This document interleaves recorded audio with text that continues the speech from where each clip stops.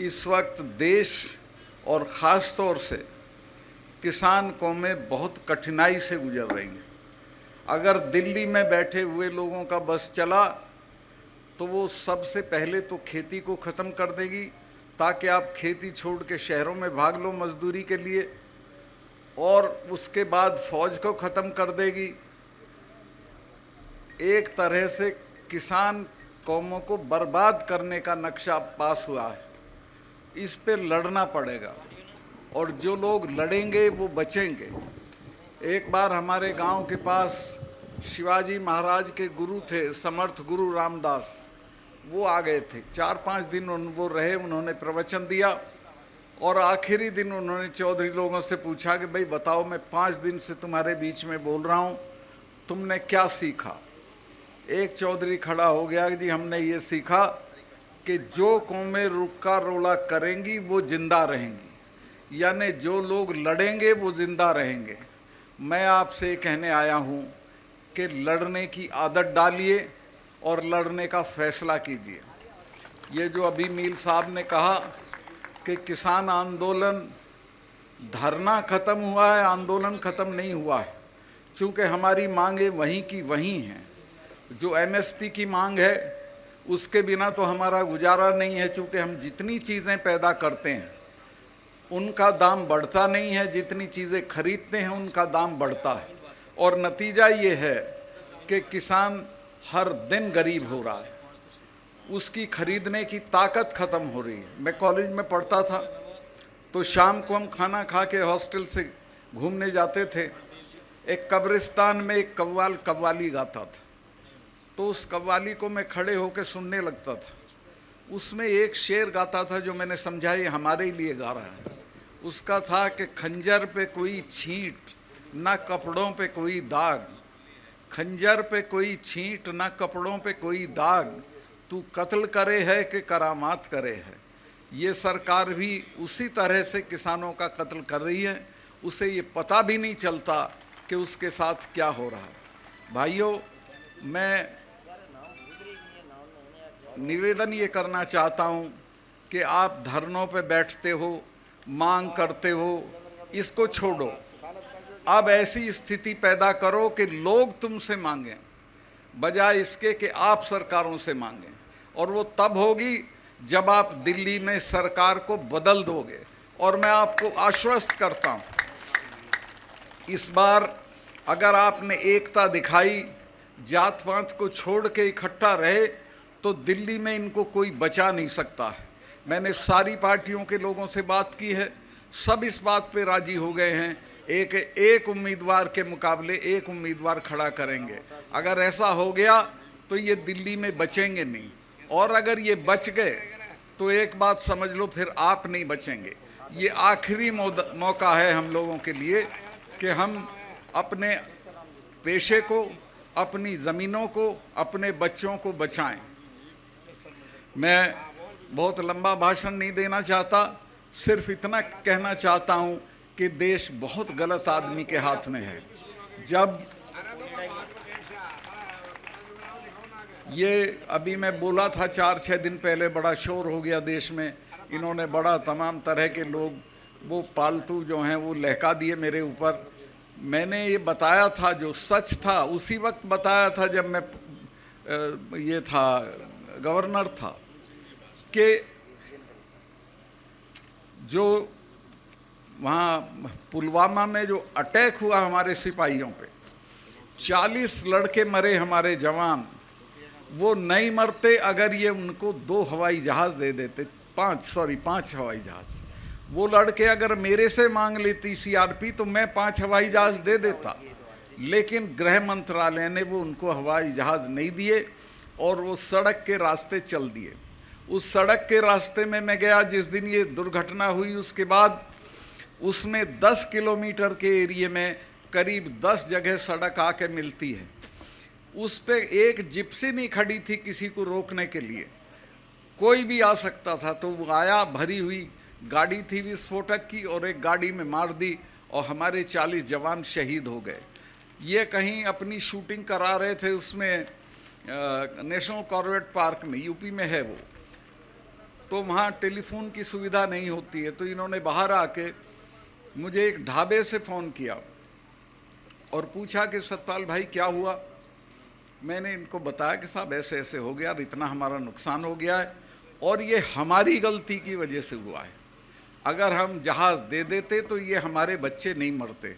तो इन्होंने मुझे कहा कि नहीं अभी इस पे चुप रहो, इस पे अभी चुप रहो। जो नेशनल सिक्योरिटी एडवाइज़र है, जिसका नाम आपने सुना होगा, अजीत डोभाल, वो मेरा क्लास फेलो रहा, कानून की क्लास में हम साथ पढ़ते थे। उसका मुझे फ़ोन आया फ़ौरन कि प्राइम मिनिस्टर ये कह रहे हैं आप बोलें नहीं कुछ। चूँकि मैं बोल दिया था, मैं 2-3 चैनल को ये बता चुका था कि हमारी गलती से ये हुआ है, कि वो ये कह रहे हैं कि इस पे तुम चुप रहो। मैं समझ गया था कि अब इसका ये पूरा राजनीतिकरण अपने चुनाव के लिए करेंगे। जो मर गए वो भाड़ में जाए, इनको कोई मतलब नहीं है। और आज तक उस पूरे मामले की कोई जांच नहीं हुई है, कोई उसका नतीजा नहीं आया है।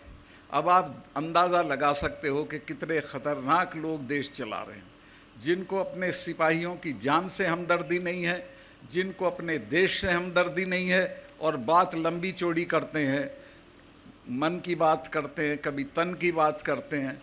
तो मैं आपसे ये कहना चाहता हूँ कि बहुत हो गया, अब संभल जाओ। और अब नहीं संभलोगे तो हमारी तो अब उम्र लंबी हो गई, चले जाएंगे, लेकिन आपकी पीढ़ियां याद करेंगी कि कभी आपने गलती की थी और एक ऐसी सरकार को बने रहने दिया था जिसने आपका सब बर्बाद कर दिया, खेती भी, फौज भी, नौकरियां भी। तो मैं आपसे, और मैं आऊँगा, इलेक्शन में भी आऊँगा, जो भी आपका आदमी लड़ेगा उसके लिए। मैं तो, मेरे पैर में बहुत तकलीफ़ है, लेकिन फिर भी मैं घूम रहा हूँ। महीने में कम से कम 10 पब्लिक मीटिंग करता हूँ, सब जगह जा रहा हूँ, सबसे बात कर रहा हूँ, और मुझे ये कामयाबी मिली है कि सब इसके लिए राज़ी हो गए हैं कि एक उम्मीदवार के मुकाबले एक उम्मीदवार खड़ा करेंगे। और अगर ये हो गया तो मैं आपको आश्वस्त कर दूं कि ये बचेंगे नहीं, इनकी शक्ल नहीं पहचानी जाएगी। ये जो आज इनका घमंड है, ये सारा चूर चूर हो जाएगा। सब सहमत हो गए हैं, सारी पार्टियां सहमत हो गई। मैं बहुत लंबा भाषण कर दिया, भाई इतना ही कहना चाहता हूं कि ये मौके रोज़ नहीं मिलते हैं। ये मौका अभी फिर तो 5 साल को बाद जाएगी, और 5 साल में तो ये इतनी बर्बादी कर देगा कि आप अंदाज भी नहीं कर सकते। 5 साल में तो पता नहीं क्या क्या हो जाएगा। तो मैं काफ़ी आपका समय लिया, अभी मैं इतना ही हाँ, असली चीज़ तो मैं बोल ही नहीं रहा था, वो थी यहाँ के शहीदों की कुर्बानी। आपके जो 5 लोग शहीद हुए थे, वो अंग्रेज़ों की बंदूकों के सामने खड़े हो गए थे। जब उनकी औलाद हो तो इससे क्या डरने की ज़रूरत है, ये तो कोई चीज़ ही नहीं है। उनसे सीखो, उन्होंने अपना सब कुछ न्यौछावर कर दिया आपके लिए, और आज उनको हम कई बात और बताओ जरूर। अच्छा, तो इसमें शंभू सिंह जी भूखर थे, तुलसाराम जी भूखर थे, टीकूराम जी, सिंह लगा दो अब इनके आगे, राम नहीं थे। चेता जी भूखर थे, आशाराम जी पिलानिया थे, चौधरी छोटू राम ने सीकर में एक महायज्ञ किया था। उसके बाद लोगों में चेतना आई थी, लोग खड़े हो गए थे, अपने नाम के सामने सिंह लिखने लगे थे, लेकिन सामंती ताकतों को वो गवारा नहीं था। इन 5 ने वो नाम भी लिखा, और लगान के मामले में ये संगीनों के सामने खड़े हो गए, मारे गए। इसलिए हम इनका आज जन्मदिन मना रहे हैं, और उसी दिन से सब मना रहे हैं, और आगे आने वाली पीढ़ी भी मनाती रहेगी, क्योंकि उन्होंने काम ही ऐसा किया था। तो आपसे भी मैं कहना चाहता हूँ कि आप भी, अब तो संगीने भी नहीं हैं। मैं अभी 4 दिन पहले हरियाणा की खापें आई थी, मुझे खापों के चौधरी वो करने आए थे, धन्यवाद। उनको कहीं से सुन गया था कि सीबीआई ने मुझे बुलाया है, तो मैंने उन्हें समझाया कि मुझे नहीं बुलाया, सीबीआई मेरे यहाँ आ रही है बात करने, और वो मेरी जांच नहीं कर रही है, बल्कि जो मैंने बताया था कि कहीं 150 करोड़ रुपए की रिश्वत ली जा रही थी, उसकी जांच करने आ रही है, उस सिलसिले में मुझसे बात करेगी। तो उन लोगों को ये पता चल गया, तो वो आए। मेरा घर 2 कमरे का है, वो भी किराए का। तो मैंने उनको एक पार्क में उनका खाना बनवाना शुरू कर दिया। तो प्रधानमंत्री के यहाँ से आदेश हुआ और पुलिस आ गई, और पुलिस ने कहा कि साहब यहाँ खाना नहीं बनेगा, ये पब्लिक प्लेस है, डीडीए की ज़मीन है।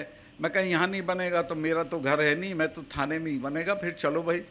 तो हम थाने पे जा चढ़े, और 2 घंटे के अंदर अंदर फिर आदेश बदल गया। फिर उन्होंने कहा हमने किसी को गिरफ्तार नहीं किया है, सब फ्री हैं, खाना खा के जा सकते हैं। वहीं खाना बना, खाया और चले आए। तो अगर अड़ जाओगे, अगर हिम्मत कर लोगे, तो कोई आपके सामने खड़ा नहीं रहेगा।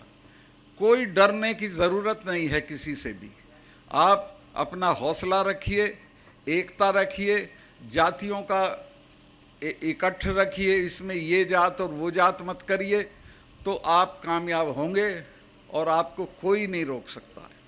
मैं बहुत लंबा हो गया, इसी के साथ मैं आपका आभार व्यक्त करता हूं कि इतनी गर्मी में भी आप आए। मुझे दिल्ली जाना है, कोई मीटिंग है शाम की, तो मैं अभी निकलूँगा और स्वामी जी महाराज के भजन से वंचित रहूँगा, उनसे माफ़ी मांग के जाऊँगा। बहुत बहुत धन्यवाद।